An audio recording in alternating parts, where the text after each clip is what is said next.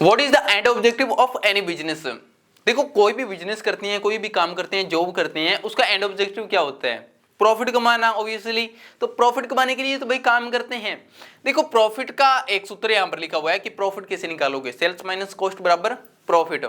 अब इसको एग्जांपल से समझाता हूं। एग्जांपल से ये है कि सपोज आपकी सब्जी की दुकान है, सब्जी के अंदर आप 300 रुपए की सब्जी लेके आए और शाम तक आपने 1000 रुपए की सब्जी को बेच दी। अब आप प्रॉफिट कैसे निकालोगे? 1000 माइनस 300 कर दो, 700 रुपए आपको बच के प्रॉफिट हो गया। अब देखो प्रॉफिट जो हुआ है, प्रॉफिट बढ़ाने के दो तरीके होते हैं। कैसे बढ़ा सकते हो? दो तरीकों से। पहला तो ये कि सेल्स को इंक्रीज कर दो। जहां पर आप पहले 50 किलो सब्जी बेच रहे थे 100 किलो बेचने शुरू कर दो, प्रॉफिट बढ़ जाएगा। दूसरा ये हो सकता है कि कॉस्ट को कम कर दो। कॉस्ट को कम करने का मीन्स क्या है? कॉस्ट को कम करने का मीन्स ये है कि सपोज आप जैसे सब्जी, पहले हो सकता है सब्जी मंडी आपकी 100 किलोमीटर दूर पड़ती हो, 80 किलोमीटर, आप वहां पर जाने के लिए पैसे लगाते थे। अब आप खेतों से लेना शुरू कर दो, खेतों से लोगे तो आपके पैसे बच जाएंगे। तो दो तरीके होते हैं बिजनेस के अंदर पैसों को बचाने के लिए। पहला तो ये कि आप सेल्स को बढ़ा दो, दूसरा ये कॉस्ट को कम कर दो।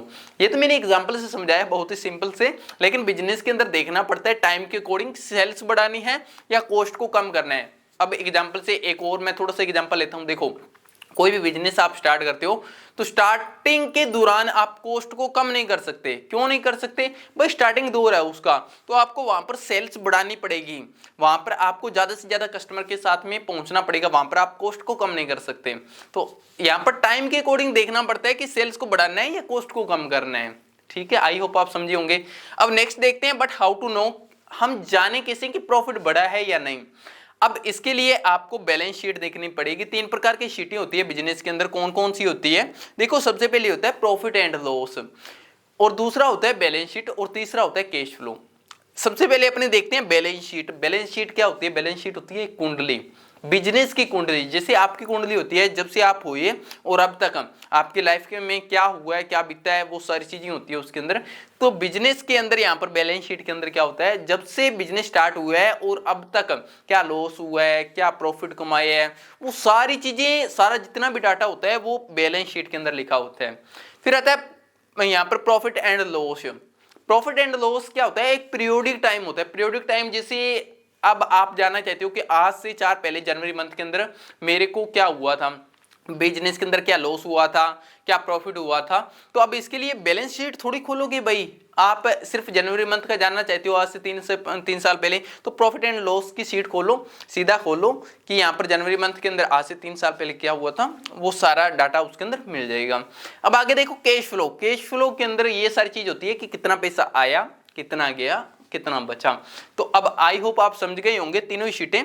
और आगे मैंने लिखा हुआ है, देखो इसके आप नोट्स बना लो ताकि कोई भी बिजनेस करोगे तो ये मेन जो चीजें हैं वो आपको पहले से पता हो। ठीक है, और बाकी अगर आपको वीडियो अच्छी लग रही है तो आप चैनल को सब्सक्राइब भी कर सकते हो, क्योंकि जो आज के टाइम के अंदर अगर कोई भी बिजनेस करता है तो मैं बिजनेस की लैंग्वेज के अंदर वो चीजें बताने की कोशिश करता हूं कि इन्हीं वर्डों को आप बिजनेस के अंदर कैसे इंप्लीमेंट कर सकते हो। मैं आपको कोई किताबी लैंग्वेज नहीं सिखाता हूं, आपको वो लैंग्वेज सिखाता हूं जो कि मार्केट के अंदर जाकर आप कैसे कर सकते हो, बिल्कुल सिंपल से एग्जांपल के साथ में। और जो आप बिजनेस करोगे वही एग्जांपल के साथ में मैं आपको समझाता हूं, ऐसे नहीं कि कोई बहुत बड़े बड़े बिजनेस के साथ में।